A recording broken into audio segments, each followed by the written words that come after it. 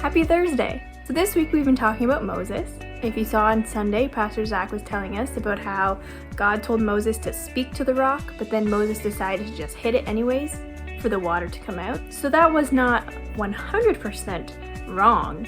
I mean, the command had to do with getting the water out of the rock, and Moses did, but it wasn't quite right either, because Moses didn't speak to it, he hit it. So we know that Moses wasn't a perfect guy.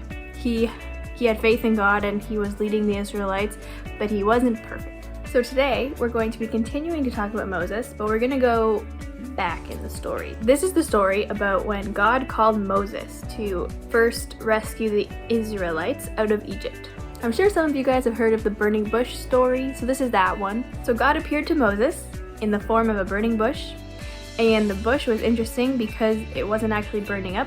All the leaves were still green and everything was cool, except that it was on fire. This got Moses to go over there because he thought, this is so strange. What is this bush doing here on fire but not burning? So God is there and he's saying, Moses, I need you to go. I need you to go rescue the Israelites from Egypt. I need you to go talk to Pharaoh, tell him to let my people go. Moses at first was not totally on board. Moses actually questioned God on this, and Moses actually had 8 separate questions for God.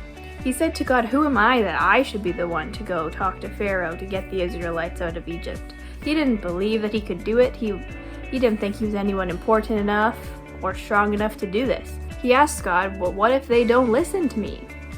And that's valid. I mean, you're about to go to the Pharaoh of Egypt. That's the #1 position in a large, strong, powerful country.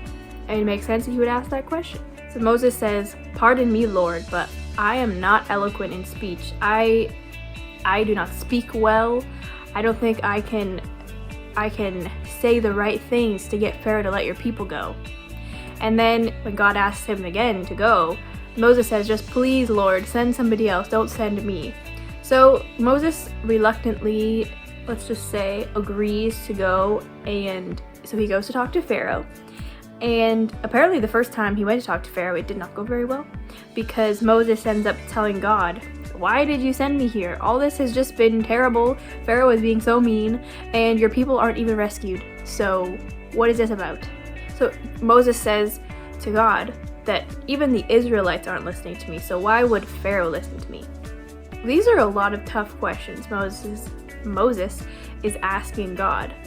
It sounds like Moses is having a very, very hard time trusting God. Now this reminds me of trust falls. We've done them at Tweens before, I know. And you know, when you stand there and you put your arms out and you go to fall back and your friend is behind you like this and they're ready to catch you. And sometimes some of you tweens, you're so trusting. You just go like this and you fall back and you just keep your legs totally planted and you go, woo, and you fall backwards and your friend catches you and everything's fine. But some people, and I feel like I'm like this sometimes. I'm doing a trust fall, I'm standing there and I'm going, but then instead of allowing myself to fully fall, I step back with my foot because I don't trust the person to catch me. Absolutely not. And so in this scenario with Moses, it's as if Moses was doing a trust fall and God was waiting there to catch him, and Moses went and did the foot step back thing 8 whole times. He did not trust. He just kept hesitating, are you sure about that? What about, can we send someone else? Is there anyone else available?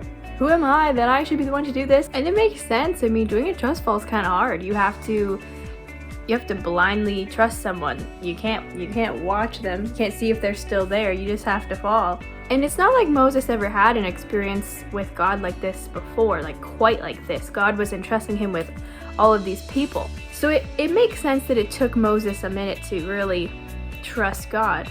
But the important thing is, Moses in the end did trust God.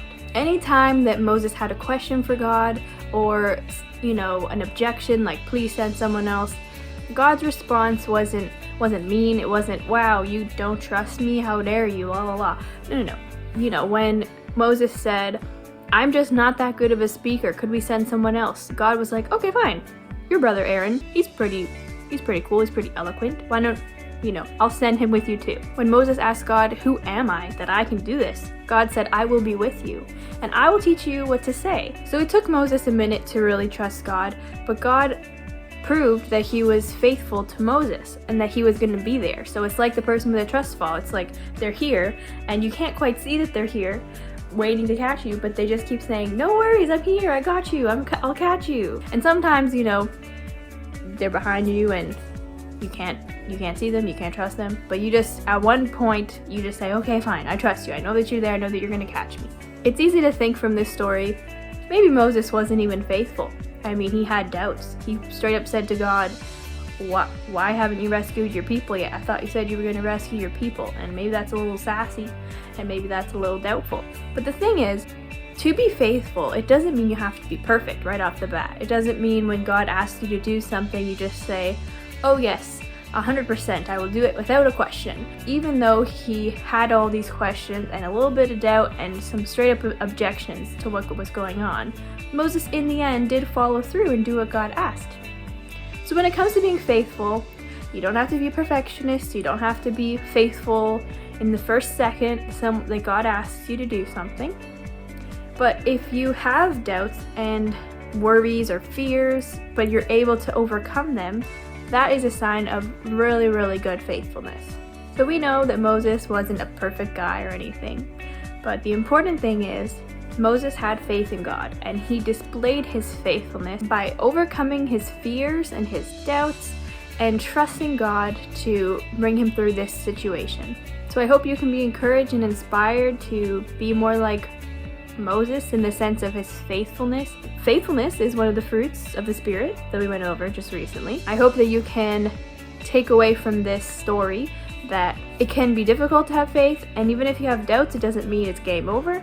You can bring those doubts and concerns to God, and he can help you overcome them. And that kind of faithfulness where you overcome your doubts is just as great as someone who is faithful on the first try.